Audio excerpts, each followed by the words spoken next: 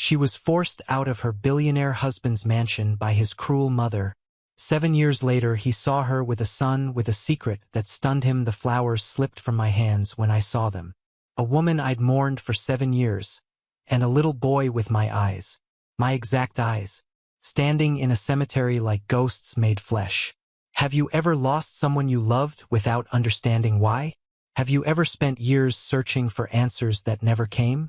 Have you ever discovered a truth so devastating it shattered everything you thought you knew about your life? 7 years ago, my mother drove my pregnant wife out of our lives. She threatened her, manipulated her, made her disappear like she never existed. I thought I'd lost Delilah forever. I thought she'd chosen to leave me. I was wrong, because standing across that foggy cemetery path was the woman I never stopped loving. And beside her was a 6-year-old boy who had my face, my eyes, and a secret that would change everything. What I was about to discover would expose a family betrayal so deep, a love so enduring, and a second chance I never thought I'd get. This is that story. Before we dive in, I need something from you. If you've ever felt the pain of betrayal, if you've ever wondered about second chances, if you believe love can survive anything, this story is for you. Hit that like button right now if you're ready for a journey that will take you through heartbreak and hope. And drop a comment telling me where you're watching from, or just say I'm with you, Mr. Hearthline. Your support means everything and it keeps these stories alive. Now let's begin. The hotel room was silent except for the sound of my breathing. I stared at the woman I thought I'd lost forever, and then at the little boy sitting on the bed with headphones on. My hands were shaking. I didn't know I was pregnant when I left. Delilah's voice cracked as she spoke. I found out 2 weeks after. My throat felt like it was closing. 2 weeks after you disappeared. 2 weeks after I tore the city apart looking for you. She wrapped her arms around herself. That protective gesture I remembered from our marriage. Your mother came to me while you were in Tokyo. She said I had 2 choices. What choices? The words came out harsh, angry. Leave quietly with money, or refuse and watch her destroy everything. She said she'd manufacture scandals. She'd turn the board against you. She'd make sure your father knew you were unfit to lead because you married someone beneath you. Delilah's eyes filled with tears. She said she'd rather burn the company to the ground than let me taint the Sterling legacy. And you believed her? Blake, she's Constance Sterling. One of the most powerful women in the state. I was nobody. A curator from a state school who grew up in a trailer park. I had no money, no connections, no way to fight her. And then, when I found out I was pregnant, she paused, her voice dropping to a whisper. I was terrified she'd take him from me before he was even born. I looked at the boy again, 6 years old. My son. 6 years I'd missed because of my mother's cruelty and this woman's fear. So you just left, I said, my voice breaking. You didn't even give me a chance to fight for you. For us. For him. I thought I was protecting you. Delilah was crying now, tears streaming down her face. I thought if I disappeared, you could move on. Find someone suitable. Someone who wouldn't cost you everything. I didn't want someone suitable. I wanted you. But that was the moment that changed everything. That was the moment 7 years of searching, 7 years of grief, 7 years of wondering why finally made sense. And nothing would ever be the same again. Let me take you back to where it all began. To the day I thought my world ended, and to the day I discovered it was about to begin again. November fog rolled through the iron gates of Greenbrook Memorial Gardens like something alive. It moved between headstones, wrapped around oak trees, and turned the afternoon into something that felt caught between worlds. I'd always hated fog. It reminded me too much of uncertainty, of things hidden just out of sight. But I came to this cemetery anyway, every month, because some obligations run deeper than comfort. My name is Blake Sterling. If you follow business news, you've probably heard of me. If you don't, all you need to know is that I run Sterling Global Enterprises, a company my father built and I expanded into something he could never have imagined. Forbes lists, charity galas, penthouse views, private jets. All the markers of success that mean absolutely nothing when you're alone. I walked the familiar path toward my father's grave, white roses in hand. He'd been gone 3 years now. Heart attack at his desk, quick and decisive, the way he'd lived his entire life. I missed him every day, but visiting his grave had become about more than grief. It had become the one place I could drop the mask. The one place I could admit that all my success felt hollow. Because 7 years ago, I lost something more valuable than any company, any fortune, any achievement the world could measure. I lost her. The roses were fresh, their stems wrapped in simple brown paper. I'd stopped at the same flower shop I always used, exchanged pleasantries with the owner who knew me by name now, and drove to the cemetery with my mind 1,000 miles away. That was my routine. Work until I was numb, visit my father's grave, pretend I was fine. But today wasn't going to be routine. I stopped beneath the granite angel that marked my father's resting place. Someone had left a small American flag there, probably from the Veterans Organization. Dad had served in Korea, though he rarely talked about it. I knelt, brushing away fallen leaves, and began to arrange the roses in the built-in vase. That's when I heard it. A child's voice, bright and curious, cutting through the fog. "Mama, why do people leave flowers for people who can't see them?" I froze. Not because of the question, though it was profound in the way children's questions often are. I froze because of the voice that answered. Because love doesn't end when someone dies, sweetheart. We leave flowers to show we remember, to show we still care. I knew that voice. I knew it the way you know your own heartbeat, the way you know the feeling of breathing. It was a voice I'd heard in my dreams for 7 years. A voice I'd searched for in crowded rooms. A voice I'd given up hope of ever hearing again. Slowly, like I was afraid the movement itself might shatter the moment, I turned my head. Across the path, partially hidden by a towering oak tree, stood a woman and a small boy. The fog swirled around them, but even through the mist, I could see her. Slender frame wrapped in a navy coat. Chestnut hair falling in soft waves past her shoulders. Longer than I remembered.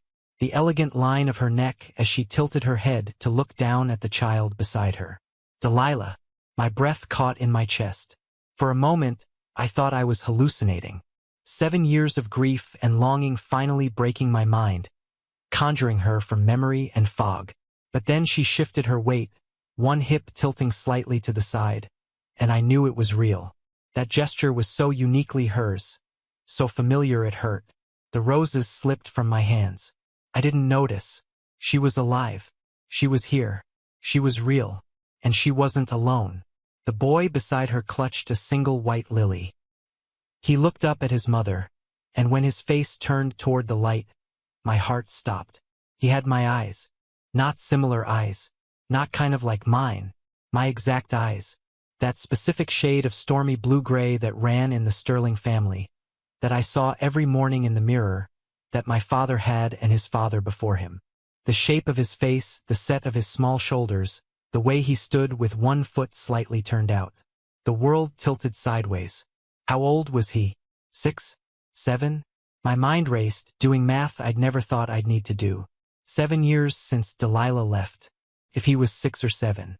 Oh God, she'd been pregnant. When she left me, when she disappeared without a trace, when she sent that devastating note saying she didn't belong in my world, she'd been carrying my child. Delilah turned, perhaps sensing the weight of my stare, perhaps hearing the roses hit the ground. Our eyes met across the fog-dampened path. I watched the color drain from her face. Her lips parted in shock. One hand shot out instinctively, grabbing the boy's shoulder, pulling him closer to her in a protective gesture that confirmed everything I just realized. For a long moment, we just stared at each other. 7 years of absence collapsing into a single point of recognition. I saw 1,000 emotions cross her face. Shock, fear, guilt, and something that might have been longing. I tried to speak, tried to form her name, but my throat had closed completely. The boy noticed the tension. He looked up at his mother, then followed her gaze to me. Those eyes, my eyes, studied me with innocent curiosity. "Mama?" His voice was small, uncertain. "Are you okay?" Delilah's hand was trembling where it gripped his shoulder. I could see it even from this distance. "I'm fine, sweetheart." Her voice shook. Just surprised to see someone I used to know. Used to know. The words hit like a physical blow. I forced my legs to move. One step, then another, closing the distance between us. 20 feet became 15, became 10, became 5. Up close, I could see the faint shadows beneath her eyes, the way her hands trembled even as she tried to stand tall. But I also saw that she was still beautiful, still the woman who'd made me believe in love at first sight. Delilah. Her name finally broke free from my chest. Came out rough, raw, like I dragged it up from somewhere deep. Blake. She whispered my name like a prayer and a confession all at once. The boy looked between us, his young mind clearly trying to make sense of the sudden tension in the air. I couldn't take my eyes off him. Every feature, every detail. The dark hair that fell across his forehead the exact way mine did. The shape of his ears. The slight cleft in his chin that I'd inherited from my father and he'd apparently inherited from me. Who is this? I asked, though I already knew. I needed to hear her say it. Delilah's throat worked as she swallowed. This is Jasper. Her voice was barely audible. My son. Your son. I repeated the words slowly, my eyes never leaving the boy's face. How old is he? 6. The word fell between us like a stone dropping into still water. 6 years old. 7 years since she left. The math was simple and devastating. My gaze snapped back to hers, and I saw the confirmation there, written in the guilty anguish that twisted her expression. He's mine. I said it as a statement, not a question. But my voice was shaking.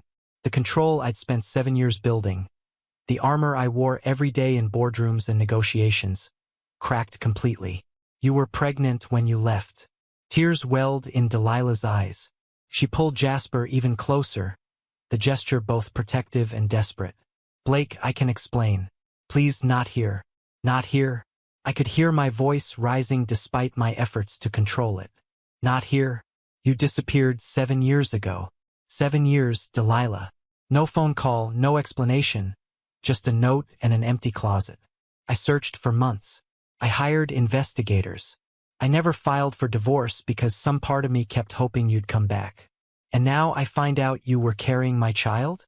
Jasper's face crumpled with confusion and fear. The boy stepped slightly behind his mother, his small hand gripping the fabric of her coat.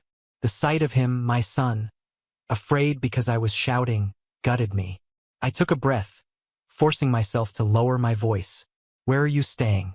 The Riverside Inn. Delilah's voice was small, broken. Room 22. I'll be there in 2 hours.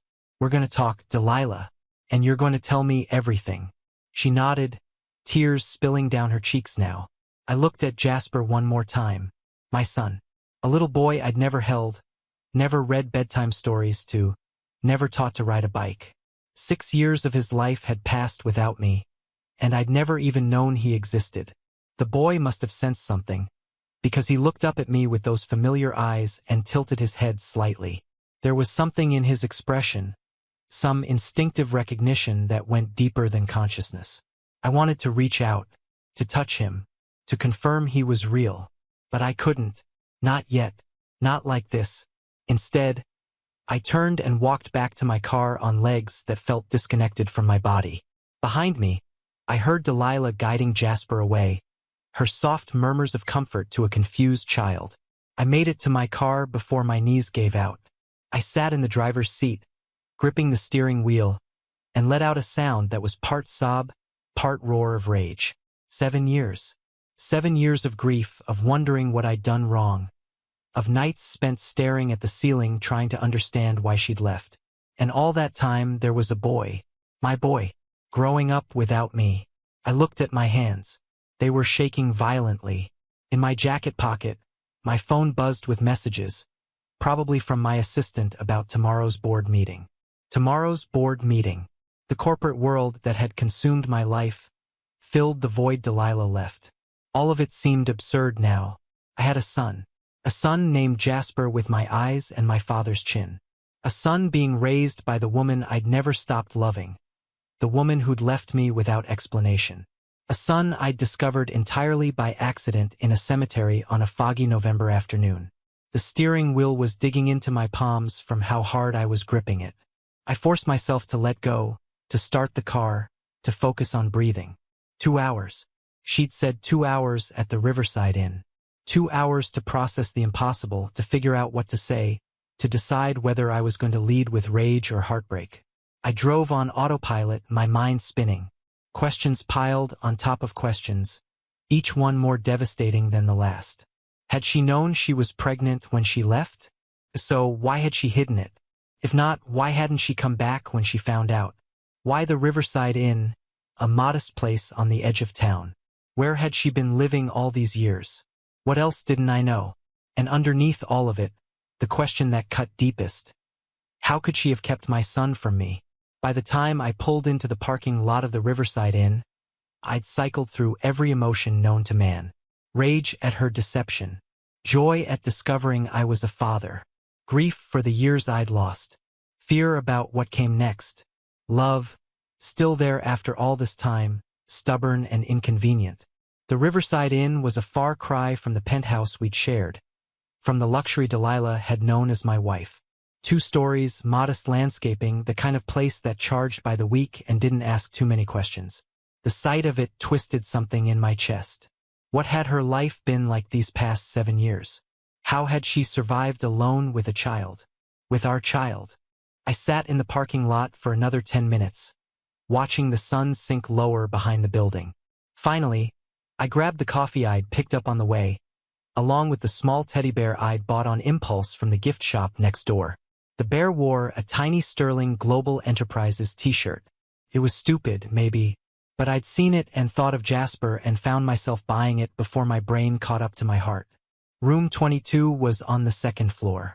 I took the outdoor stairs slowly, each step feeling monumental. At the door, I paused.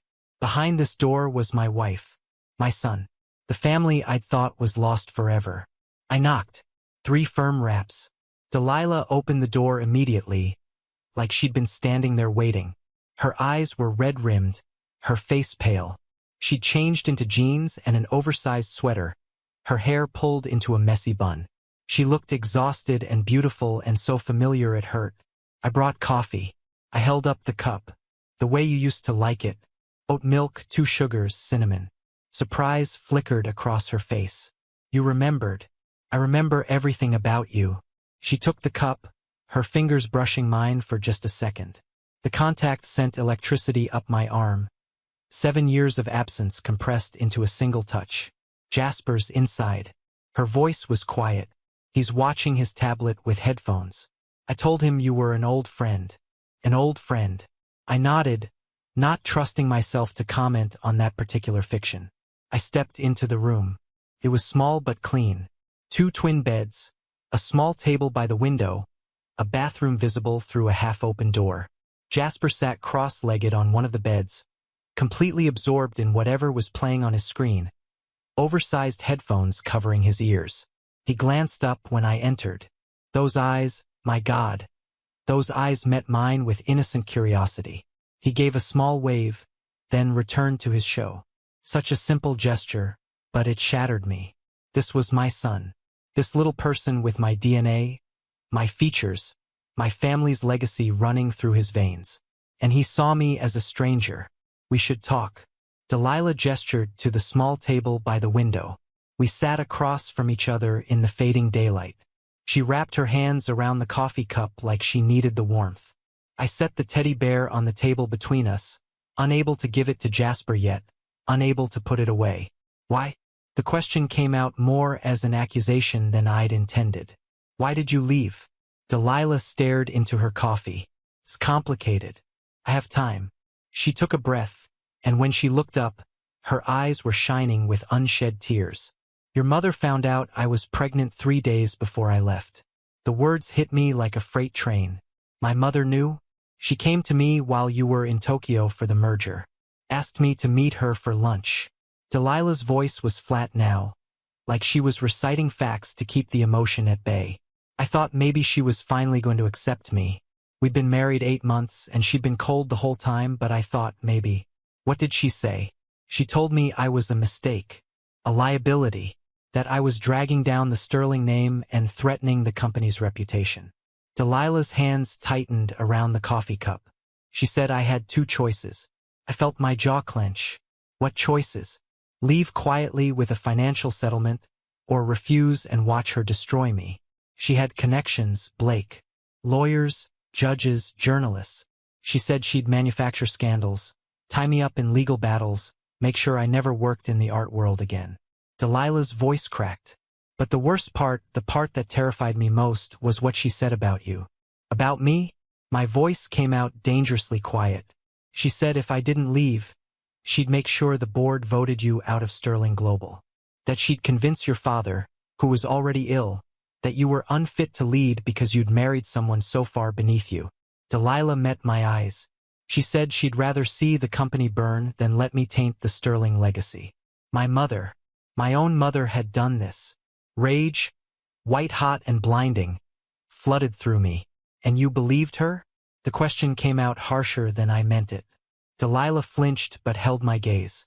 Yes, I believed her, because she's Constance Sterling, one of the most powerful women in the state. And I was a 24-year-old curator from a state school who grew up in a trailer park. I had no money, no connections, no way to fight her. She paused. And I was terrified that if I stayed, I'd cost you everything you'd worked for. So you left without telling me, without giving me a chance to fight for you. I thought I was protecting you. Her composure cracked, tears spilling over. I thought if I just disappeared, you could move on. Find someone suitable. Someone who wouldn't bring scandal or threaten your inheritance. Someone your mother would approve of. I didn't want someone suitable. I slammed my hand on the table, making the coffee cups jump. I wanted you. I married you because I loved you, Delilah. Not because you fit some ridiculous social standard. I know that now. Her voice was barely a whisper. But back then I was young and scared. Your mother was so convincing. She made me believe that loving you meant letting you go. Silence fell between us, heavy and suffocating. On the bed, Jasper shifted slightly, still lost in his show, completely unaware that his entire world was about to change. You still haven't explained why you didn't tell me about Jasper. My voice was rough with barely controlled emotion. Delilah set down her coffee cup with trembling hands. By the time I knew I was pregnant, I'd been gone for 2 weeks. I'd signed her non-disclosure agreement, taken her money to pay for an apartment. I was trapped. You could have called me. You could have found a way. Could I? She looked at me with such anguish it hurt. Blake, your mother had just threatened to destroy my career, turn the board against you, and manipulate your dying father. I was afraid that if I told you about the baby, she'd make good on her threats. That she'd find a way to take him from me before he was even born. I stared at her, trying to reconcile the woman I'd loved with the one who'd made this choice. You decided for both of us. You decided I didn't deserve to know I was going to be a father. I know. Tears were streaming down her face now. I know, Blake. And I'm sorry. I've been sorry every single day. But I was so scared. Scared of your mother. Scared of losing the baby. Scared of ruining your life. So I moved to a different state, changed my phone number, and built a life where she couldn't find us. The word hung in the air. There was an us I'd never known about. A whole life, a whole world where my son existed and I wasn't part of it. What state? I asked. Virginia, a small town outside Richmond. I did freelance design work, stayed off official contracts when I could, kept a low profile. She wrapped her arms around herself. It wasn't much, but it was safe. And Jasper? My voice broke on his name. Tell me about him. Tell me about my son. Delilah's expression softened despite the tears. He's incredible, Blake. He's smart and curious and kind. He loves dinosaurs more than anything in the world. He wants to be a paleontologist. His favorite color is green.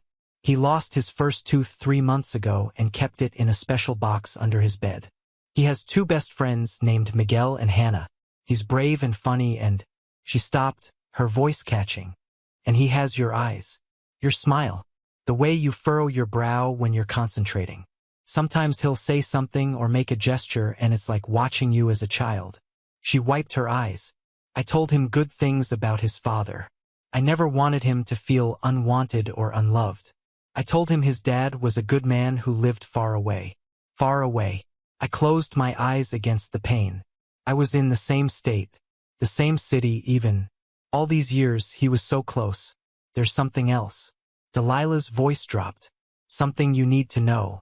I opened my eyes, bracing myself. What? Jasper has a medical condition. It's called Stellman syndrome. It's genetic, rare. It affects bone density and requires ongoing treatment. My blood ran cold. Stellman syndrome. My great-grandfather had died from complications related to it. My father had been a carrier but never developed symptoms. It was a rare genetic disorder that ran in very specific family lines. The Sterling line. He has it? My voice came out strangled. She nodded. We caught it early. He's on treatment and his prognosis is good. But it requires monitoring, regular scans, medication. The doctors tested his genetics when he was diagnosed at age 3. Delilah met my eyes. They found markers that match a very specific genetic profile. The Sterling profile. So there's proof. Beyond his eyes, beyond his features. Undeniable genetic proof that he's mine. Yes. She said it simply, like it was just a fact, when it was actually everything. I sat back in my chair, overwhelmed. My son had a genetic condition linked to my family. He'd been battling it since he was 3 years old, fighting through doctor's appointments and treatments while I'd been completely oblivious to his existence. Is he okay? The question came out rough, desperate. He will be. The treatment is expensive, but it's effective. He'll need monitoring his whole life, but he can live normally. Delilah's voice shook. I've been managing, but it's been hard. Before I could respond, Jasper pulled off his headphones. He looked at his mother, then at me, clearly sensing the emotional weight in the room even if he couldn't understand it. Mama? His small voice cut through the tension. Are you sad? Delilah quickly wiped her eyes and put on a smile that didn't quite reach her eyes. I'm okay, sweetheart. Just talking about grown-up things. Jasper's gaze shifted to me. He studied me with that intense curiosity children have when they're trying to figure something out. I made a decision in that moment. Whatever anger I felt toward Delilah, whatever betrayal and hurt, my son was sitting right there. And he deserved better than to be caught in the middle of our pain. I stood and crossed the room slowly. Jasper watched me approach with cautious interest. I knelt beside the bed, bringing myself to his eye level. Hey, Jasper. My voice came out gentler than I thought possible given the storm inside me. I'm Blake. I paused, looking back at Delilah. She nodded, tears in her eyes. I'm your father. Jasper's eyes went wide. My dad? Yes. I swallowed hard against the emotion threatening to overwhelm me. I know this is confusing. I know we just met. But I want you to know something important. I didn't know about you until today. If I had, I would have been there. For everything. Your first steps, your first words, all of it. Jasper looked to his mother for confirmation. Delilah nodded through her tears. Your dad has been far away, she said softly. But he's here now. The boy turned back to me, processing this information with the seriousness of someone much older. Do you like dinosaurs? He asked finally. The question was so unexpected, so perfectly innocent, that I laughed. The sound came out half sob, half genuine amusement. I don't know much about them, I admitted, but I'd love to learn. Jasper's face lit up. I have books. Lots of books. I can teach you. There's Tyrannosaurus Rex and Triceratops and Velociraptors and... He launched into an enthusiastic explanation of various dinosaur species, his hands moving animatedly as he described their features. I listened to every word, memorizing the way his voice rose with excitement, the way he used his hands to demonstrate size, the pure joy in his face when talking about something he loved. This was my son. This bright, enthusiastic, incredible little person was mine. When he paused for breath, I pulled the teddy bear from my jacket pocket where I'd stashed it. I brought you something. Jasper's eyes lit up as he took the bear, examining it carefully. What does this say? He pointed to the tiny t-shirt. Sterling Global Enterprises. That's my company. The company his grandfather built. The legacy that was as much Jasper's as it was mine, whether Constance liked it or not. And someday, if you want, it could be yours too. Jasper hugged the bear tightly. Thank you. His voice was soft, sincere. Then, with the directness of a child, he asked, "Can you have breakfast with us tomorrow?" I looked at Delilah. She was watching us with tears streaming down her face, but she nodded. "I would love that," I told Jasper. "In fact, I'd like to spend a lot of time with you if that's okay." "Okay." He said it so simply, like it was the easiest thing in the world to accept a father he'd just met. Then he yawned, big and unguarded. "Someone's getting sleepy." Delilah stood, moving to the bed. "Time for you to brush your teeth, sweetheart. But I want to talk more with." Jasper paused, looking at me uncertainly. "You can call me Blake for now," I said. "Or Dad when you're ready. Whatever feels right to you." "Okay, Blake." He smiled shyly, clutching his new teddy bear. Delilah guided him to the bathroom. I heard the water running, their quiet voices, the mundane routine of bedtime. These were moments I'd missed thousands of times over. Bath time, teeth brushing, bedtime stories. 6 years of moments I could never get back. When Delilah emerged, closing the bathroom door partially, I was standing by the window, looking out at the parking lot. "Blake," her voice was quiet, "I need you to know I never wanted this. Any of this. If I could go back. But you can't." I turned to face her. 7 years, Delilah. 7 years you kept him from me. I understand why you ran. I even understand being afraid of my mother. But you had 7 years to come back. 7 years to tell me. You made a choice every single day to keep my son a secret. She flinched like I'd struck her. "I know. Why did you come back now? My aunt passed away. She was the only family I had left in Greenbrook. The funeral is tomorrow." Delilah's voice was barely audible. "I planned to pay my respects and leave before anyone saw us. Before I saw you." "Yes." I shook my head, the irony bitter. "What are the odds? Out of all the days, all the times you could have been at that cemetery. I don't believe in coincidence." Her eyes met mine. "Maybe we were meant to find each other again." "Don't." The word came out sharp. "Don't romanticize this. You made choices. Choices that cost me 6 years with my son." "I know. I'm not trying to. I just..." She trailed off, then took a breath. "What do you want, Blake?" "What do I want?" I laughed, the sound hollow. "I want the last 6 years back. I want to have been there when he was born. I want to have held him as a baby, taught him to walk, been there for his first day of school. I want all the things you took from me." Delilah's face crumpled. "I can't give you that.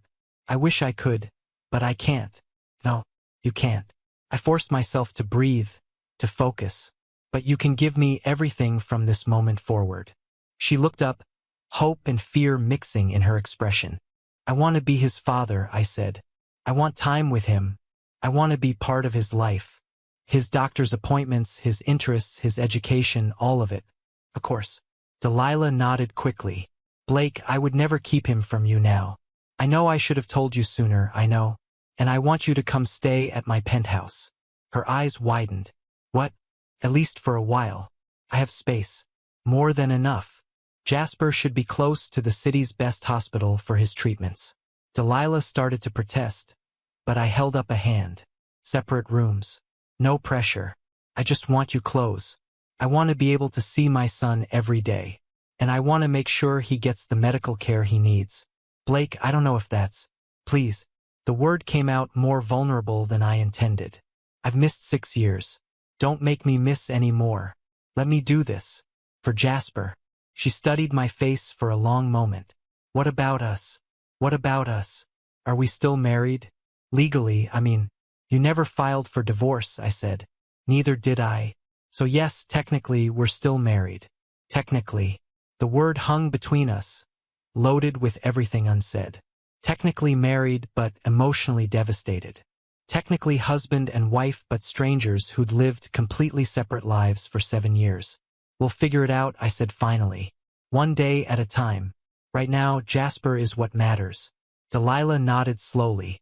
"Okay, we'll come stay at your place. Temporarily. Until we figure out what's next." "Thank you." The bathroom door opened, and Jasper emerged in pajamas covered in cartoon dinosaurs. He was clutching his new teddy bear and looked impossibly small and young. "Mama, Can Blake tuck me in? The question froze us both. Delilah looked at me, and I saw the war in her eyes. This was a moment she'd had to herself for 6 years, and she was being asked to share it. But she nodded. Of course he can, sweetheart. Jasper climbed into bed, teddy bear tucked under one arm. I approached slowly, hyper-aware that I had no idea how to do this. I'd never tucked in a child before, never been anyone's father before tonight. I sat on the edge of the bed.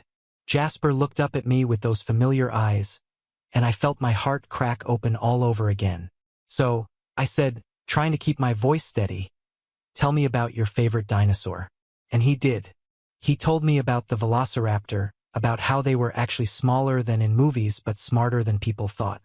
He told me about the brachiosaurus and how its heart had to be huge to pump blood all the way up its long neck. He told me about wanting to dig up fossils someday, about wanting to discover a dinosaur no one had ever seen before. I listened to every word, committing them to memory. His voice, his enthusiasm, the way his eyes sparkled when he talked about something he loved. Eventually, his words started to slow, punctuated by yawns.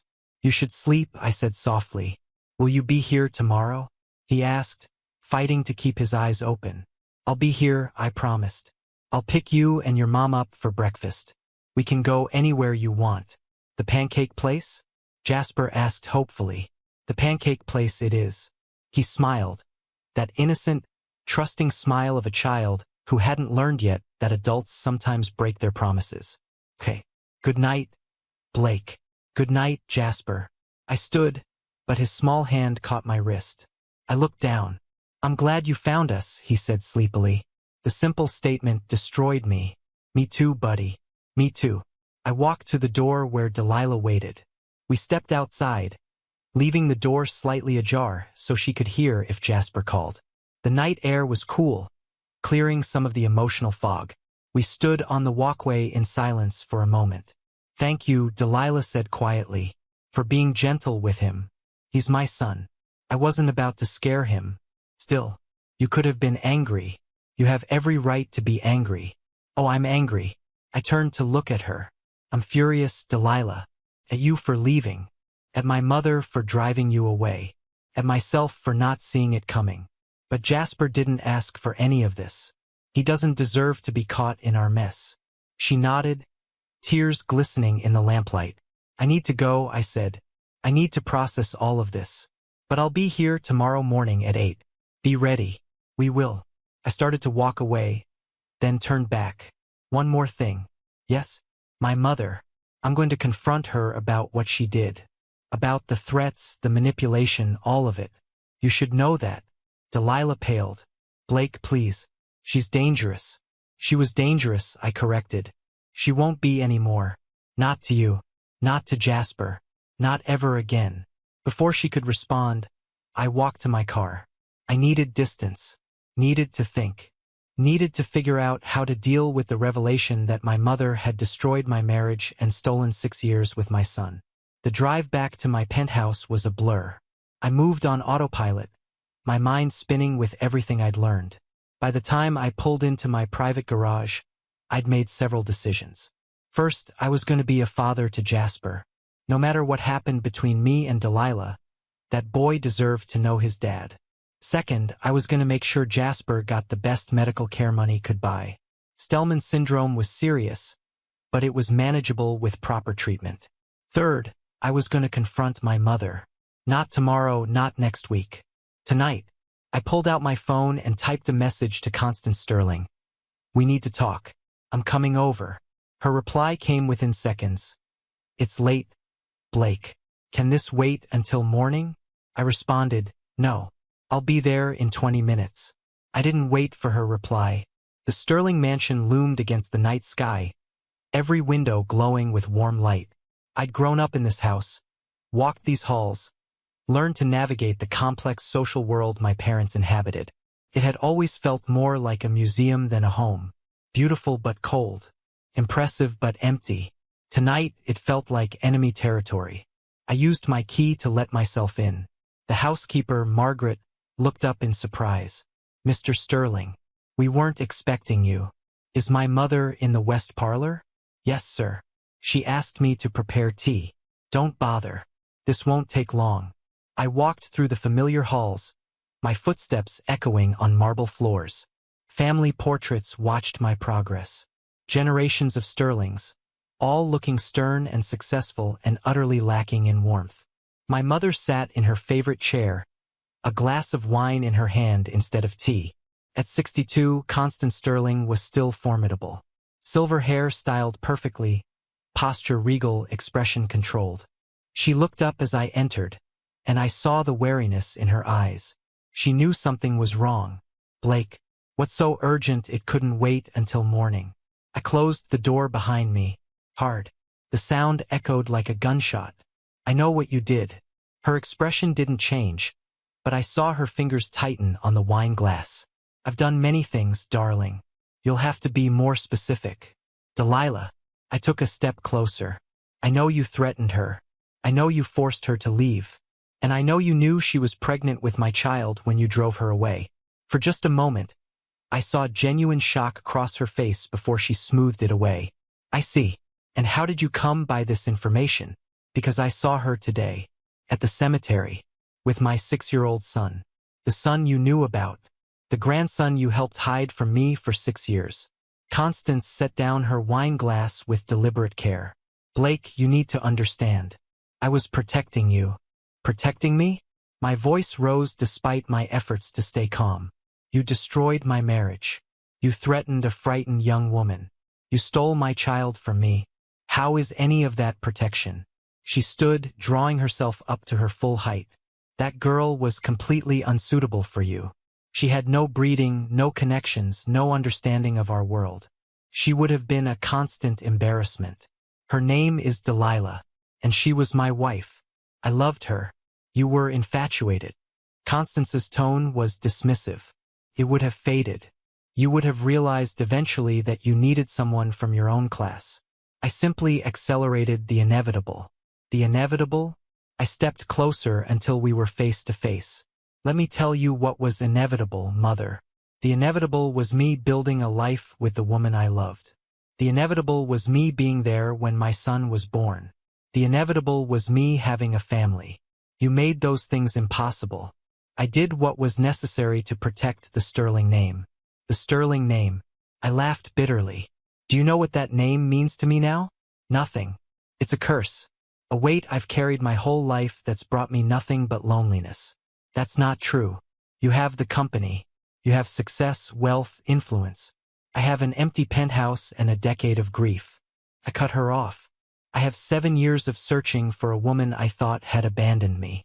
I have 6 years of my son's life that I'll never get back. Constance's composure was cracking. I saw it in the way her hands trembled slightly, the way her eyes glistened. Did you know she was pregnant when you forced her out? I demanded. She hesitated. Then, quietly, no. I found out later. How much later? She looked away. 2 weeks after she left. I had her followed. My investigator reported that she'd visited a clinic. And you didn't tell me. It was already done. She was gone. I thought it best to let sleeping dogs lie. Best for who? I roared. Best for you. You let me believe she'd chosen to leave. You let me wonder for 7 years what I'd done wrong. And all that time, you knew she'd been pregnant. You knew I had a child out there somewhere. Tears were forming in my mother's eyes. Real tears. I'd never seen her cry before. I thought I was doing the right thing, she whispered. No. I shook my head. You were afraid. Afraid of losing control. Afraid of someone loving me more than they feared you. Afraid that I'd build a life that didn't revolve around your approval. Blake, my son has Stellman syndrome. The words came out sharp, cutting. Do you know what that is? She paled. Your great-grandfather's condition. It's genetic, passed down through specific family lines. The Sterling line. I watched her face drain of color.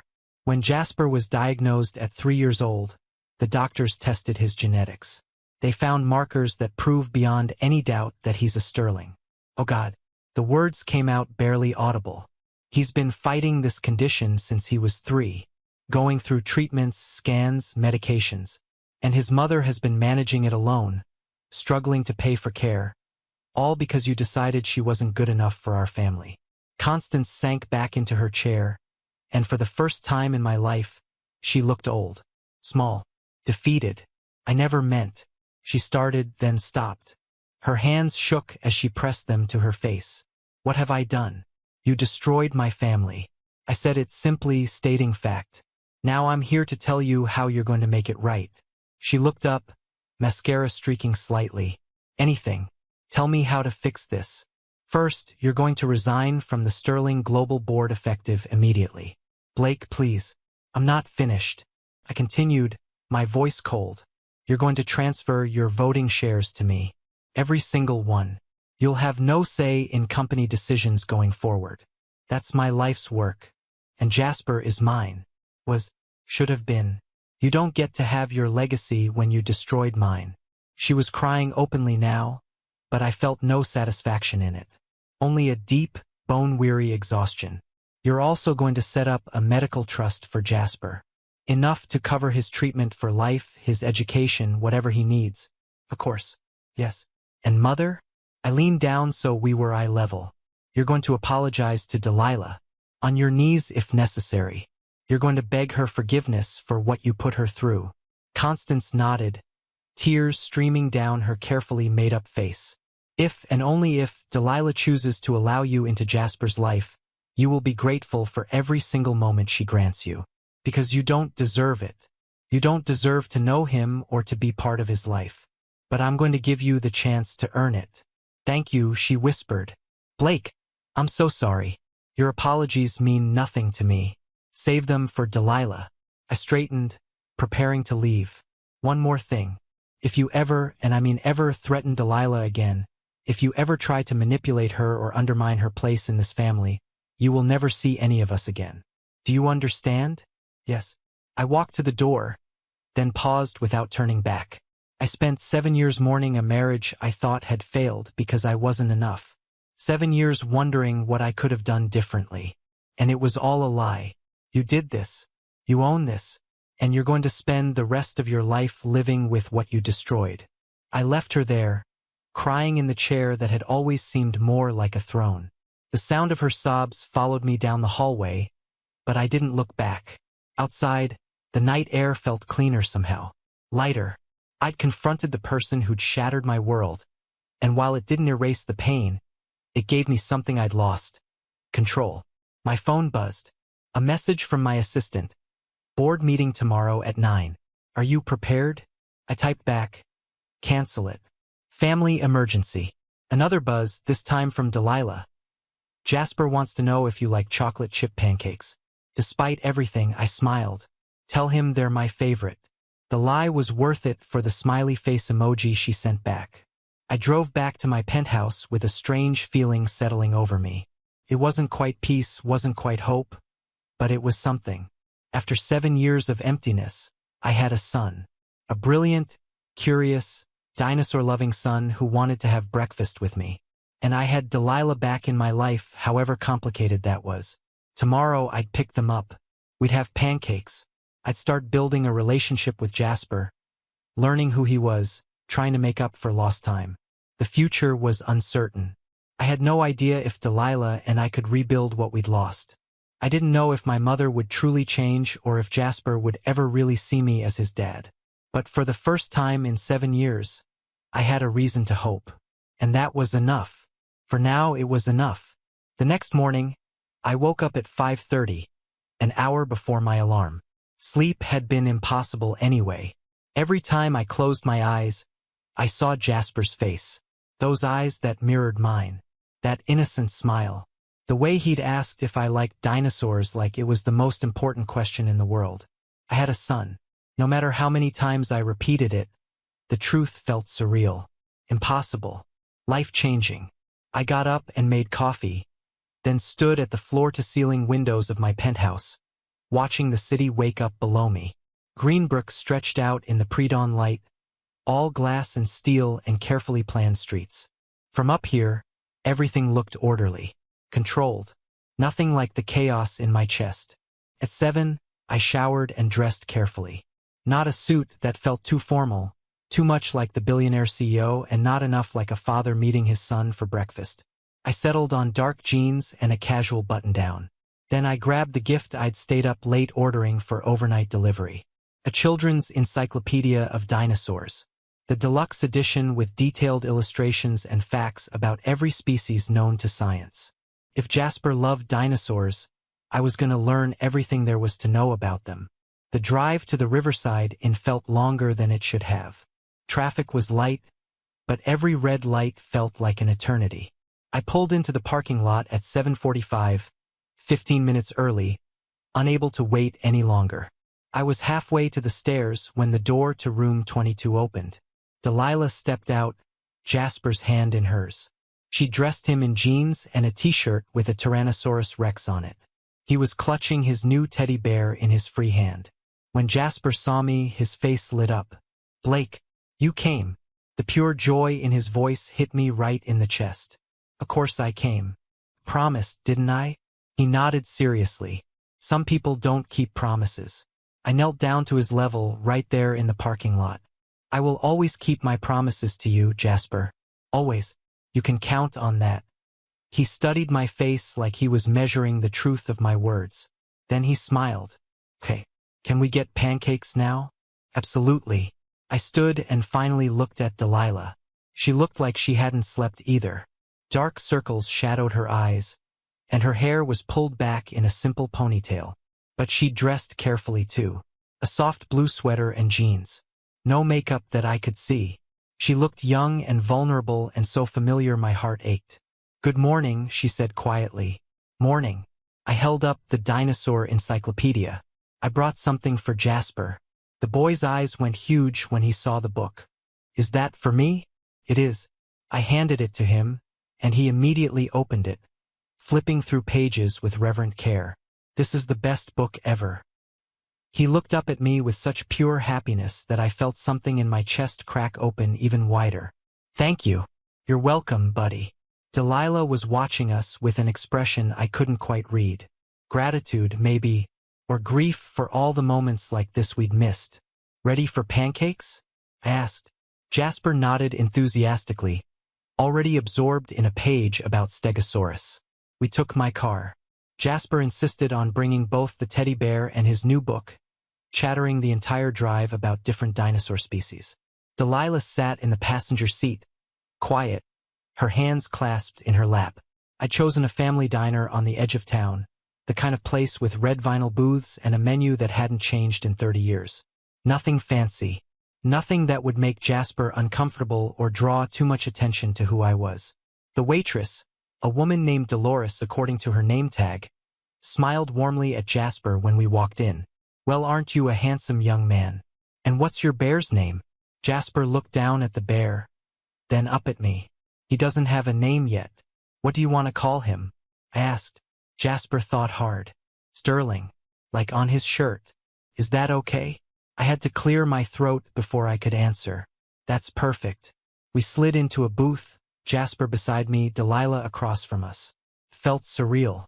Sitting in a diner with my wife and son like we were a normal family having a normal breakfast. Like 7 years hadn't passed. Like my heart wasn't still processing the impossibility of this moment. Jasper opened his dinosaur book on the table and started showing me his favorite pages. Delilah ordered coffee and watched us, something soft and sad in her expression. "So," I said, trying to make conversation feel natural, "what's your favorite subject in school, Jasper?" "Science." He didn't even hesitate. "We're learning about rocks and minerals. Did you know that fossils are formed when minerals replace the bone over millions of years?" "I did not know that. Tell me more." And he did.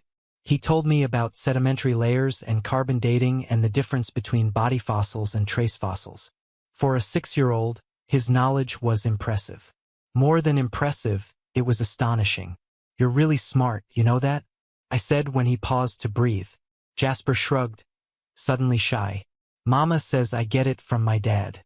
The words hung in the air.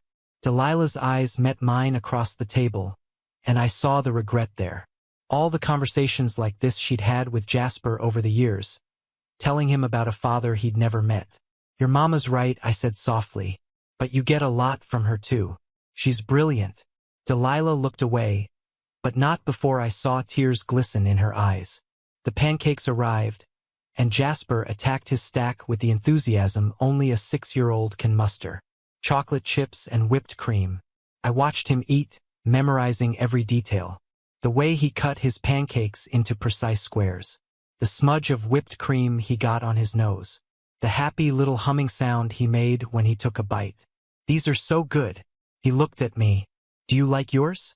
Best pancakes I've ever had, I said honestly. After breakfast, Jasper asked if we could go to the park. There was one nearby with a playground, and I found myself agreeing before Delilah could offer any objection.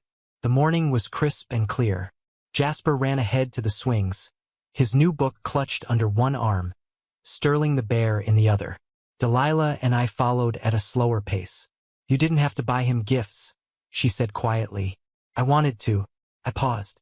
I've missed 6 birthdays. 6 Christmases. I have a lot to make up for. Blake, you don't have to buy his love. I stopped walking and turned to face her. I'm not trying to buy anything. I'm trying to show him that I care. That I want to be part of his life. She looked down. I know. I'm sorry. I don't want him to get hurt. Hurt how? She met my eyes. What happens when you get tired of playing dad? When the novelty wears off and you remember you have a company to run and a life that doesn't include pancake breakfasts and park visits. The accusation stung. You think I'd do that? You think I'd get to know my son and then just disappear? I don't know what you'll do. Her voice rose slightly. I don't know you anymore. Blake. It's been 7 years. People change. You're right. I stepped closer. People do change. I've changed. I spent 7 years building a company and thinking it mattered. Thinking success could fill the hole you left. Didn't. Nothing did. I gestured toward Jasper, who was now pumping his legs on the swing, going higher and higher. That little boy is my son. My blood. Do you really think I'd walk away from him? Delilah's eyes filled with tears. I'm scared. Of what? Of everything. She wrapped her arms around herself. I'm scared you'll take him from me. I'm scared your mother will find a way to hurt us again. I'm scared Jasper will get attached to you and then something will go wrong. I'm scared of hoping this could work. Her vulnerability cracked something open in me. The anger I'd been holding on to, the betrayal I'd been nursing, softened just slightly. I can't promise everything will be perfect, I said. I can't promise there won't be challenges. But I can promise that I will never abandon my son. And I will never let my mother hurt you again. How can you be sure? Because I confronted her last night. Delilah's eyes went wide. You what? I went to the mansion after I left you. I told her I knew everything. I laid out exactly what she did and exactly what it cost. I paused.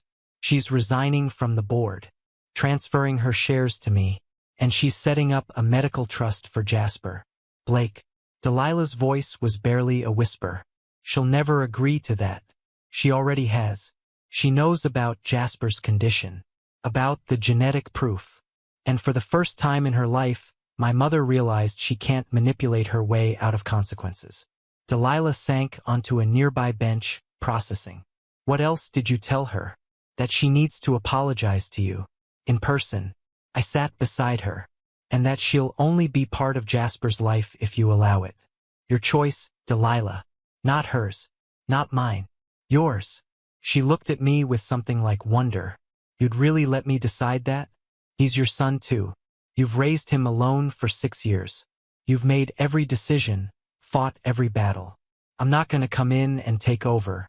I'm asking to be part of his life. Part of both your lives. Mama.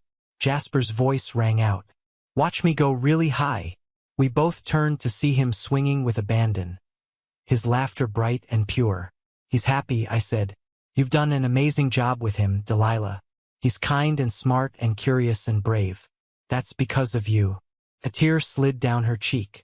I did my best. It was more than enough. I paused. But you shouldn't have had to do it alone. We sat in silence for a moment watching our son play. The word felt strange and wonderful. Our son. Not hers, not mine. Ours. Blake. Jasper called. Can you push me? I stood immediately. I'd be honored. I spent the next 20 minutes pushing Jasper on the swing, learning exactly how high he liked to go, exactly when to push, exactly how to make him laugh with delight. These simple moments, these ordinary interactions that most fathers took for granted, felt precious beyond measure.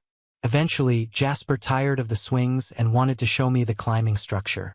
I followed him, spotting him as he navigated monkey bars and slides. Delilah watched from the bench, her expression unreadable. When Jasper finally wore himself out, we sat on a picnic blanket I'd grabbed from my car. He immediately opened his dinosaur book and started quizzing me on different species. "What's this one?" He pointed to a long-necked creature. "A brachiosaurus?" "Yes." He beamed. "You're getting good at this. I have a great teacher. Blake." Jasper's voice turned serious. "Can I ask you something?" "Anything. Where have you been?" "Mama said you lived far away, but Greenbrick isn't that big." The question hit like a punch to the gut. I glanced at Delilah, who'd gone pale. "I didn't know about you," I said carefully. "If I had known, I would have been here from the very beginning.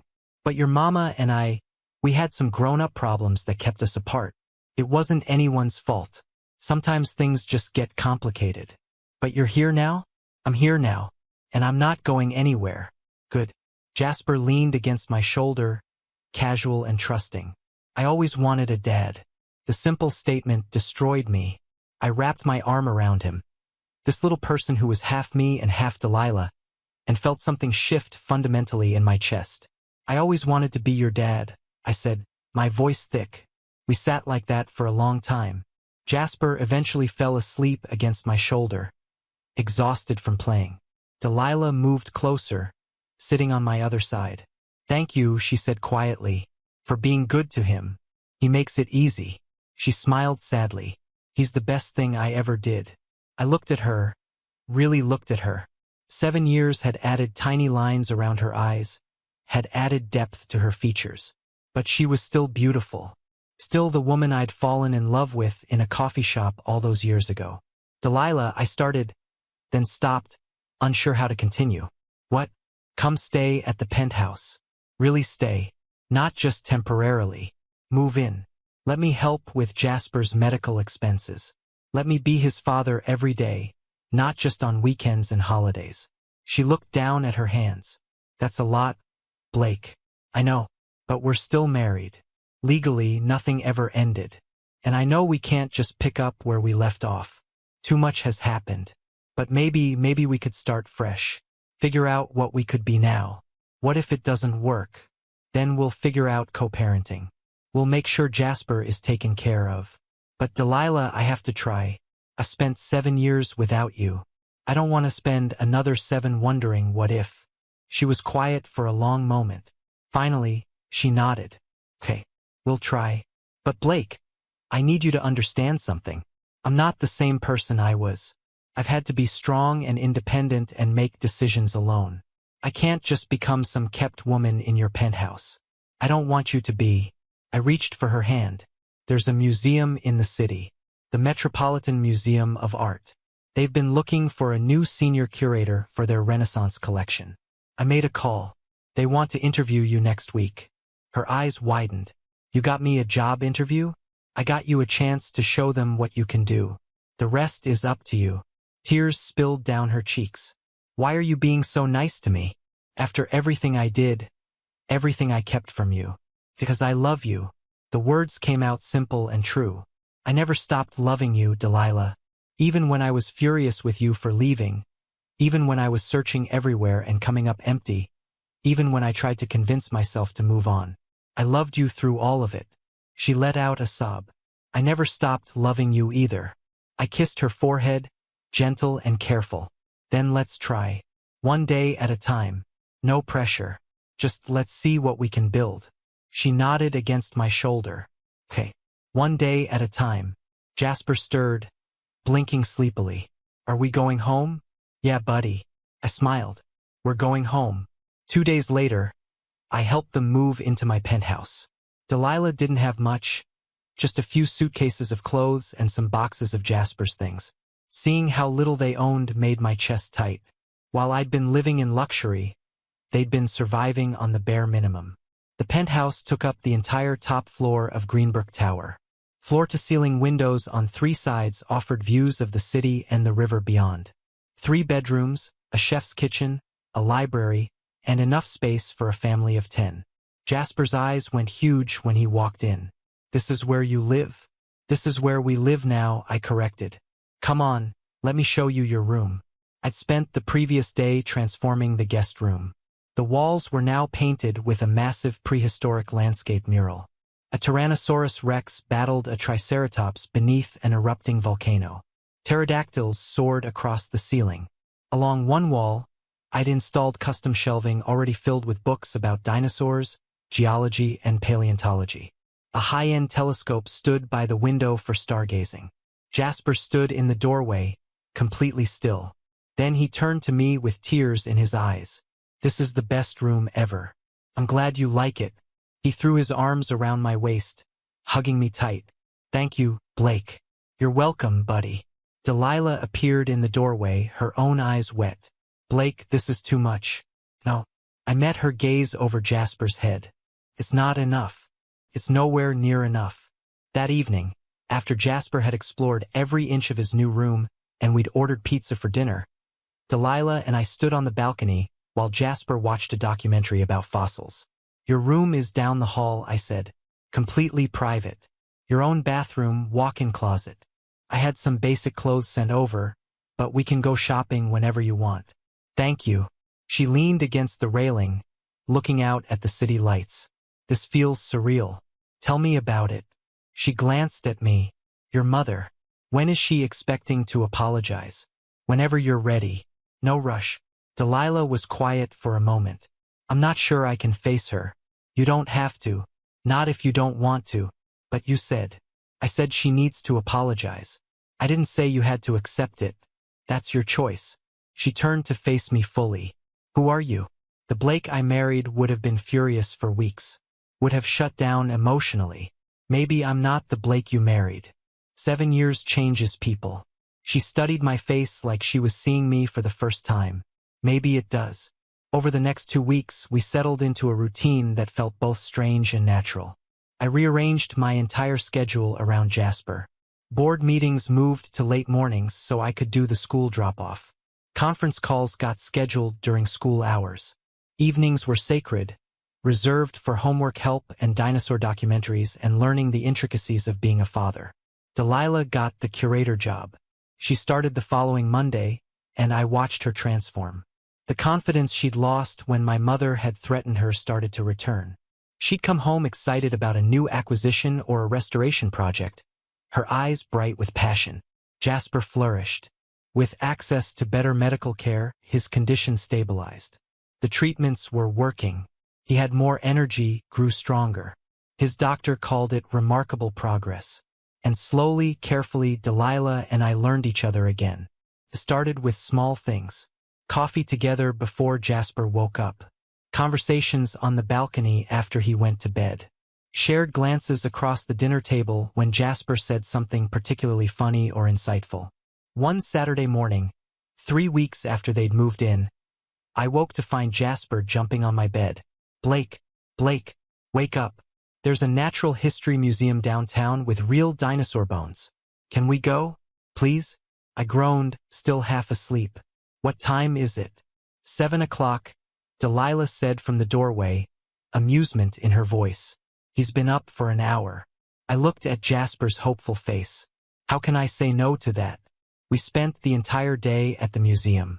Jasper was in heaven, running from exhibit to exhibit, reading every placard, asking questions that sometimes even the museum guides couldn't answer. Delilah and I followed, hands occasionally brushing as we walked, something comfortable settling between us. In the late afternoon, while Jasper was mesmerized by a Triceratops skeleton, Delilah slipped her hand into mine. I looked down at our linked fingers, then up at her face. "Is this okay?" she asked quietly. "It's perfect." We stood like that, watching our son marvel at creatures that had walked the earth millions of years ago, and I felt something I hadn't felt in 7 years. Peace. That night, after Jasper was asleep, Delilah came to find me in the library. I was reviewing contracts, but I set them aside immediately when she entered. "Can we talk?" she asked. Always. She sat beside me on the leather couch, curling her legs beneath her. I've been thinking about your mother. Okay. I want to meet with her. Let her apologize. She paused. Not for her sake. For mine. I need to face her. To prove to myself that I'm not the scared 24-year-old she terrorized. Are you sure? No. She smiled wryly. But I think I need to do it anyway. I'll set it up. Somewhere neutral. Somewhere you feel safe.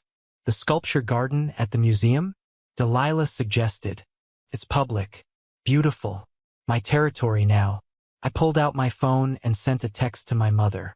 She responded within minutes. Of course. Whatever Delilah needs. The meeting was set for the following Saturday. I could see Delilah's anxiety building as the day approached.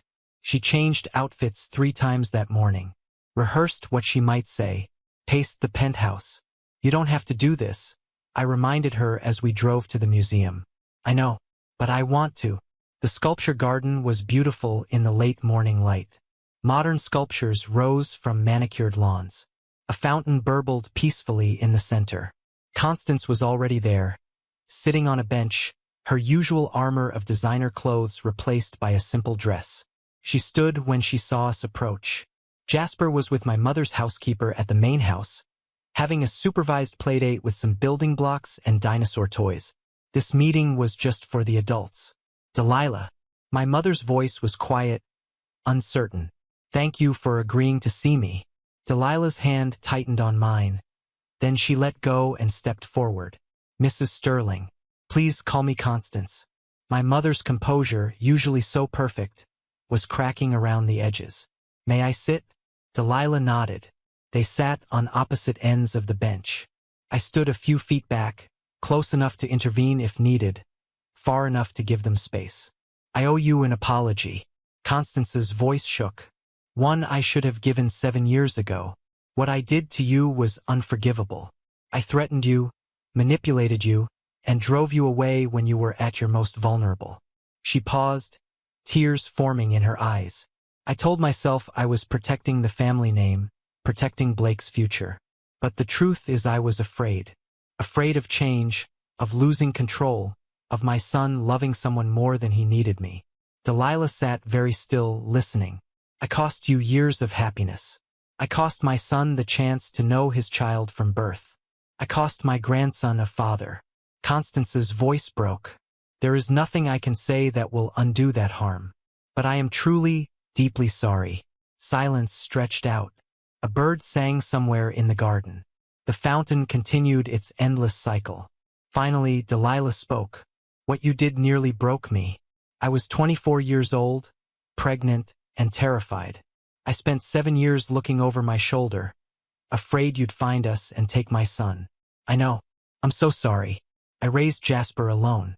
Every doctor's appointment, every sleepless night, every moment of fear when his condition was diagnosed. I did it all without support because you decided I wasn't good enough for your family. Constance was crying openly now, all pretense of control gone. You raised a remarkable child. You did everything right. I was wrong about you, Delilah. So completely wrong. Delilah took a breath. I can't forget what happened. I won't. But I'm choosing to forgive. Not for you. For me. For Jasper. For the family we're trying to build. Thank you. The words came out choked. Thank you for giving me a chance I don't deserve. If you want to be part of Jasper's life, you need to earn his trust and mine. This isn't a quick fix. This is years of proving yourself. I understand. Delilah stood. I'm willing to try supervised visits. You can meet Jasper. Spend time with him. But if you ever threaten me again, if you ever try to undermine my place in this family, you'll never see any of us again. You have my word. Constance stood as well. I only hope I can earn a chance to know all of you. Come to dinner next week. Delilah glanced at me, and I nodded encouragement. Blake will be there. We'll introduce you to Jasper properly. I would be honored. After my mother left, Delilah and I walked through the sculpture garden. She was trembling slightly, adrenaline from the confrontation. You were incredible, I said. I was terrified. You didn't show it. She stopped walking and turned to me. Thank you for standing back, for letting me handle it. You didn't need me. You're stronger than you think. 7 years ago, I ran. Today, I stood my ground. She smiled. Maybe I am stronger. I pulled her close, and she came willingly, resting her head against my chest. We stood like that, wrapped in each other, and I felt the walls we'd both been maintaining start to crumble. Blake, her voice was muffled against my shirt. Yeah, I think I'm ready. Ready for what? She pulled back to look at me. Ready to try. Really try. Not just co-parenting or living together for Jasper's sake. I want to try to be us again. My heart was pounding. Are you sure? No. She laughed. I'm terrified. But I'm also tired of being afraid.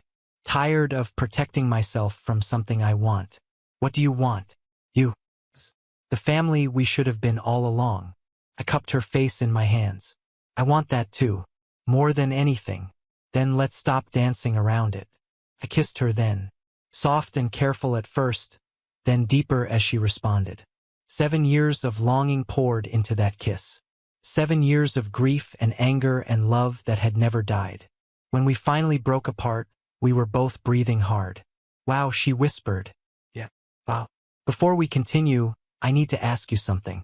If you're feeling this story, if Blake and Delilah's journey is touching your heart the way it's touching mine, hit that like button. Your support tells me these stories matter. And I want to hear from you in the comments. Have you ever had to rebuild trust with someone you love? Have you ever faced the person who hurt you and chosen forgiveness? Tell me about it. Or just let me know where you're watching from. Or say I'm with you. Mr. Hearthline. Don't forget to subscribe if you haven't already. Because we're about to see this family finally get the happiness they deserve. And you won't want to miss it.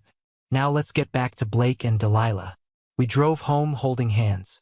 When we walked into the penthouse, Jasper came running, full of stories about his playdate. We listened to every word, both of us smiling, both of us feeling like maybe, just maybe, we were finally on the right path. That evening, after Jasper was in bed, Delilah came to my room. She stood in the doorway, nervous but determined. Can I stay? She asked. I pulled back the covers in answer. She climbed in beside me, and we lay there, just holding each other. No pressure, no expectations, just the simple comfort of not being alone. I missed you, she whispered in the dark. I missed you too, every single day. We fell asleep like that, tangled together, and for the first time in 7 years, I didn't dream of loss. I dreamed of possibility. The next few months unfolded like a slow, beautiful sunrise. Constance came to dinner as promised. Jasper met his grandmother with cautious curiosity. She brought him a first-edition paleontology text that had belonged to her grandfather, and Jasper's enthusiastic thank you when he called her grandma made Constance cry. Slowly, carefully, we became a family. Constance proved herself through consistent, humble presence. She attended Jasper's school events. She asked thoughtful questions about his interests. She treated Delilah with respect and genuine warmth. The transformation wasn't instant, but it was real. Delilah thrived in her curator position. She brought home stories of restoration projects and new acquisitions. Her passion for art history reignited. Watching her confidence bloom was like watching a flower open after a long winter. Jasper's health continued to improve. The treatments were working beautifully. He grew stronger, his energy boundless. His doctor called him a model patient. And Delilah and we learned each other again. Morning coffee conversations. Shared laughter over Jasper's latest dinosaur facts. Stolen kisses when Jasper wasn't looking. Date nights where we talked for hours about everything and nothing. We were rebuilding. Not what we'd lost, but something new. Something stronger for having been tested.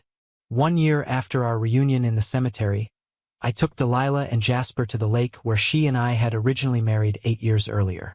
The water sparkled in the late afternoon sun, and the trees whispered secrets in the warm breeze. Jasper ran ahead to the water's edge, searching for smooth stones to skip. Delilah and I walked hand in hand along the shore, comfortable in our silence. Do you remember our wedding? I asked. Every detail. She smiled. You were so nervous you dropped the ring. You laughed instead of getting upset. That's when I knew everything would be okay. She stopped walking, turning to face me. Was it okay? After everything that happened? I think we're getting there. I pulled the small box from my pocket. Delilah's eyes widened. We never divorced, I said. We're still technically married. But I don't want technical. I want real. I opened the box to reveal a new ring.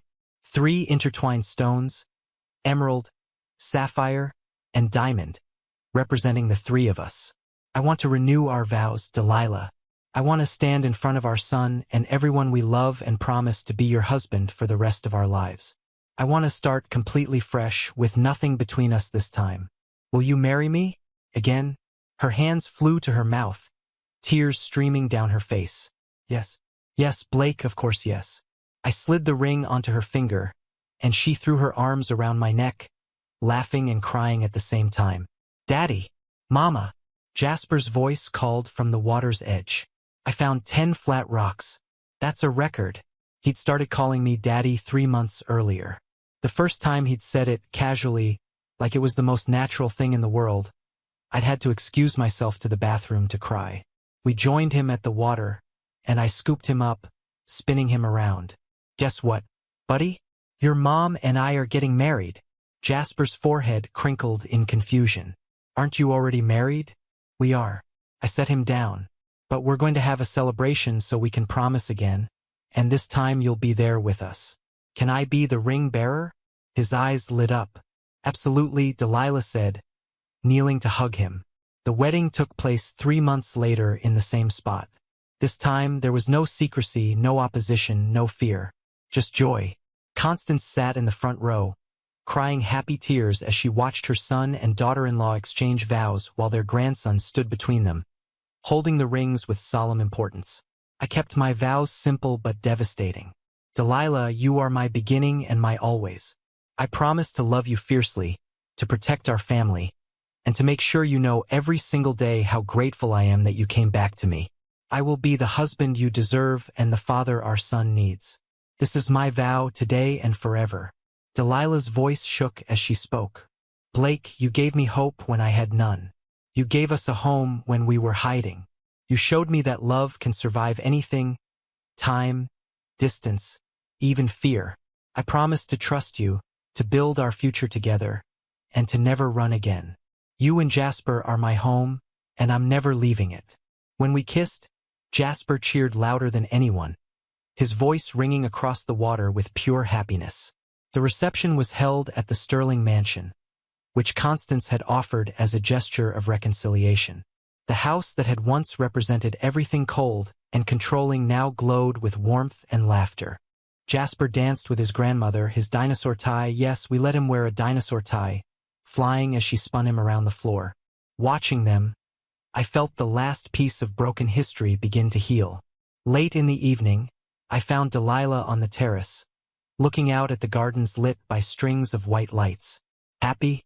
I asked, wrapping my arms around her from behind. Completely. She leaned into me. I never thought we'd get here. We almost didn't, but we fought for it, and we won. Inside, we could hear Jasper's laughter as he showed the guests his collection of rocks from the lake. I want more, Delilah said suddenly. I turned her in my arms. More? More children. She looked up at me with shy hope. I want Jasper to have siblings. I want to build the family we were meant to have. Joy exploded in my chest.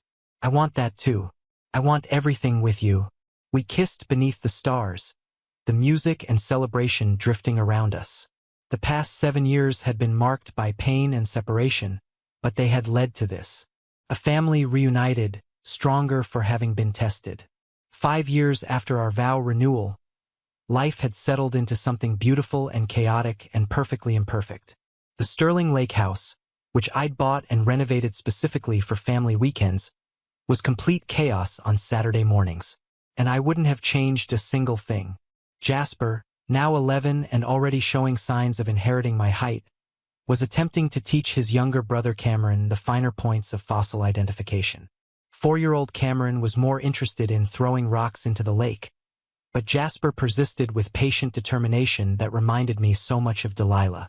Their baby sister, 2-year-old Lily, toddled after them both, her dark curls bouncing as she chased our golden retriever through the grass. She had Delilah's amber eyes and my stubborn chin, a combination that promised interesting teenage years ahead. I watched from the porch, coffee in hand, as my children played in the morning sun. 7 years of marriage, 8 if we counted the original ceremony, had only deepened my love for Delilah. She was an award-winning curator now, balancing motherhood with a career she was passionate about, and I made sure she had every support she needed to do both. She emerged from the house with sunscreen and a knowing smile. They're going to end up in the water within 10 minutes. I give them 5, I countered. She laughed, that sound that still made my heart skip, and settled beside me on the swing. News from the office? She asked, noticing my phone. The Patterson deal closed. Sterling Global just acquired the largest sustainable energy company in the region. That's wonderful. She kissed my cheek. Your father would be proud. I think he'd be prouder of this. I gestured to the scene before us. Our children playing, Constance appearing from the garden path with a basket of fresh vegetables, ready to teach Lily how to pick tomatoes. The family we'd built from broken pieces. Constance had softened considerably in the past 5 years, dedicating herself to being the grandmother she'd failed to be at first. Jasper adored her, and she doted on all 3 grandchildren with a warmth that still sometimes surprised me. The transformation had been gradual but genuine. Who wants to help Grandma make lunch? Constance called. Me! Lily shrieked, abandoning the dog to run toward her grandmother. My phone buzzed again. Another business update. I glanced at it and smiled. The board wants to schedule a vote on the new sustainable initiatives, I told Delilah. You've been working on that for 2 years, and it's finally happening.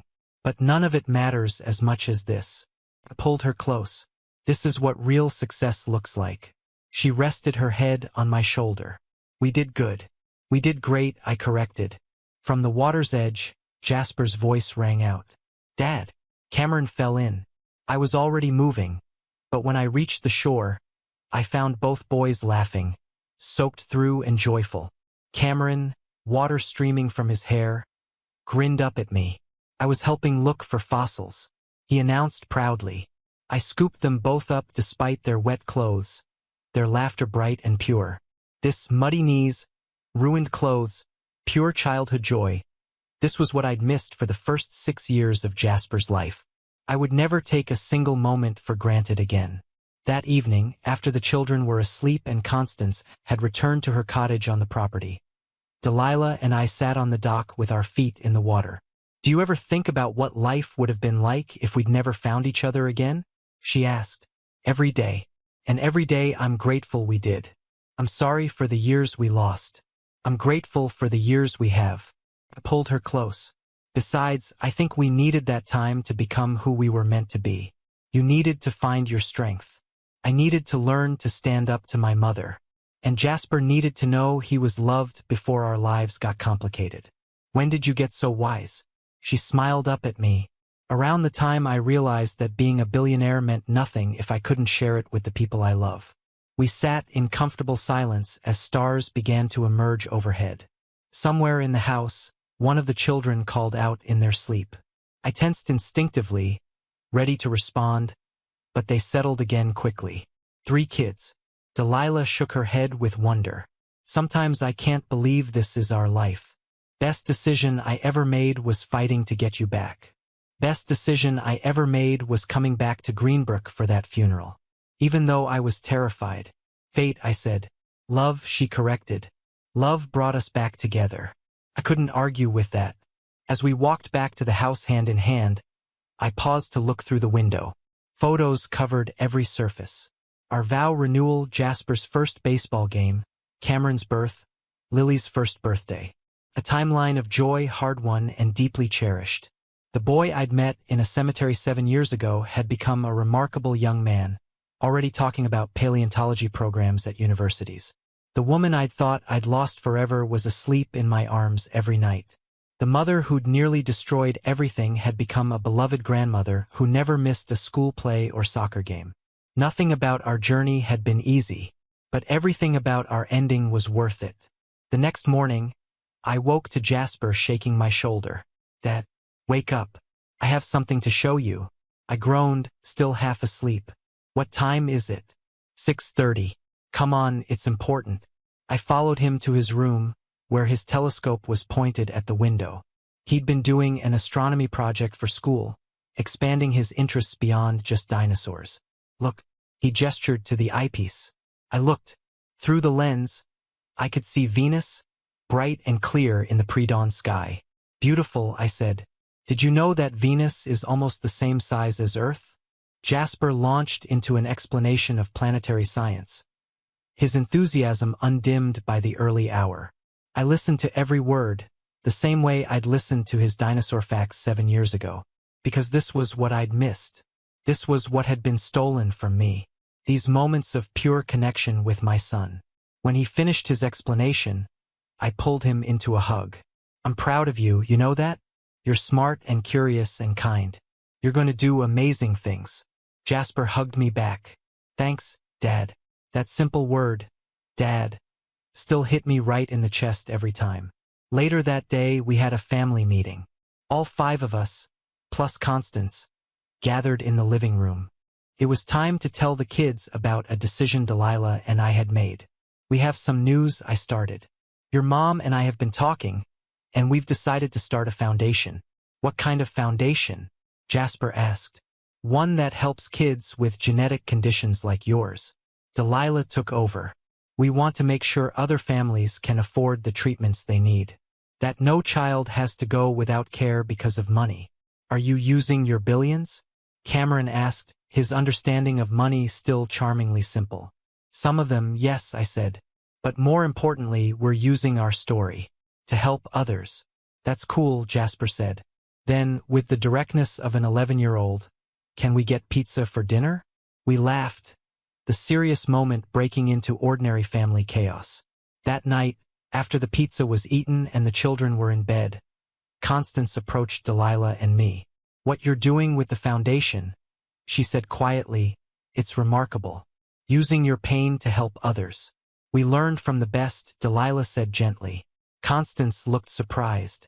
For me, you've spent 5 years proving that people can change. That redemption is possible. That's a powerful lesson. My mother's eyes filled with tears. Thank you for giving me that chance. You earned it, I said. Every day you earned it. After she left, Delilah and I stood on our balcony, looking out at the city lights. Do you think we'll ever stop being grateful? She asked. For what? For this. All of it. The second chance. The family. The life we almost lost. I pulled her close. I hope not. The day we take this for granted is the day we forget what it cost to get here. She turned in my arms. I love you, Blake Sterling. I love you, Delilah Sterling. We'd said those words thousands of times over the years, but they never lost their power, never became routine, because we knew bone deep how close we'd come to never saying them again. The months that followed were filled with the beautiful mundane. School drop-offs and board meetings. Lily's first complete sentences and Cameron's discovery of dinosaurs, much to Jasper's delight. Date nights and family game nights. Doctor's appointments that showed Jasper's condition remained stable. The foundation launched with a gala that raised millions. Watching Delilah speak about our journey, about Jasper's struggle, about the importance of accessible medical care, I felt pride swell in my chest. She was magnificent, confident and passionate and completely herself. Jasper gave a short speech too, talking about what it was like to have Stellman syndrome. He was poised and articulate, and when he finished, the standing ovation brought tears to my eyes. This is your real legacy, Delilah whispered as we watched our son accept the crowd's applause. Not the company, not the money, him, them. She gestured to where Cameron and Lily sat with Constance, clapping enthusiastically. This family. She was right. So that's Blake's story. A story of love and loss, betrayal and redemption, pain and healing. A story that proves it's never too late for a second chance. That forgiveness is possible. That families can be rebuilt from broken pieces. If this story moved you, if Blake and Delilah's journey touched your heart, I need you to hit that like button right now. Show me that stories like this matter to you. And I want to hear your thoughts. What lesson hit you hardest? Was it about forgiveness? Second chances? The true meaning of wealth? Drop a comment and let me know. Or just tell me where you're watching from, or say I'm with you. Mr. Hearthline, your engagement means the world. If you haven't subscribed yet, what are you waiting for? This channel is dedicated to bringing you stories that matter. Stories about real emotions, real struggles, real triumphs. Hit that subscribe button and ring the notification bell so you never miss a story that could change your perspective. Here's what I want you to remember from Blake and Delilah's story. True wealth isn't measured in bank accounts or business empires. It's measured in the people who love you, the family you fight for, and the courage to forgive. Blake had billions, but he was empty until he had his family. The penthouse, the company, the success, none of it filled the void. But sticky kisses from his daughter, dinosaur facts from his sons, and his wife's hand in his, that was everything. Fear can make us do things we regret. Delilah ran because she was afraid. Constance controlled because she was afraid. But fear is a prison we build for ourselves. And only we have the key to escape. When Delilah finally faced Constance, when she chose to forgive, she freed herself from 7 years of looking over her shoulder. Forgiveness is not weakness. It's power. It's choosing freedom over bitterness. It's deciding that the future matters more than the past. Delilah could have held onto her anger forever. She had every right to. But forgiveness wasn't about what Constance deserved. It was about what Delilah needed to move forward. It's never too late for redemption. Constance spent decades being one kind of person, then chose to become someone different. Change is always possible if we're willing to do the work. She went from the villain of this story to a beloved grandmother. Not overnight, not easily, but genuinely. Family is worth fighting for. Blake could have walked away when he discovered the truth, could have let anger win, but he chose to fight, to rebuild, to create something beautiful from the ashes of what was lost. That fight wasn't easy. It took vulnerability and patience and choosing love every single day. Every day is a choice. Blake and Delilah chose each other daily, chose forgiveness daily, chose love daily. That's what made their happy ending real. Not one grand gesture, but thousands of small choices to show up, to try, to believe. The best things in life are worth waiting for, worth fighting for, worth rebuilding for. 7 years is a long time to wait, but Blake never gave up hope. And when the chance came, he grabbed it with both hands. So I'll leave you with this question. What are you fighting for? What relationship needs rebuilding? What forgiveness needs to happen? What second chance are you too afraid to take? Think about it. Then do something about it. Because life is too short to live in fear or regret or bitterness. Choose love. Choose forgiveness. Choose family. Call the people you've been meaning to call. Fix the relationships you've been avoiding. Take the chance you've been too scared to take. Because you never know when a chance encounter in a cemetery, or a coffee shop, or anywhere, could change your entire life. Blake thought he'd lost everything. But what he found was worth more than all his billions combined. He found his son. He found his wife. He found himself. And the family they built, messy and complicated and absolutely perfect, that's the real treasure. This is Mr. Hearthline, reminding you that every ending can be a new beginning. Every broken thing can be repaired. And it's never, ever too late to start again. Thank you for joining me on Blake and Delilah's journey. Thank you for your likes, your comments, your support. You're not just watching these stories. You're part of a community that believes in love, redemption, and second chances. Until next time, choose love. Choose forgiveness. Choose the people who matter. I'll see you in the next story.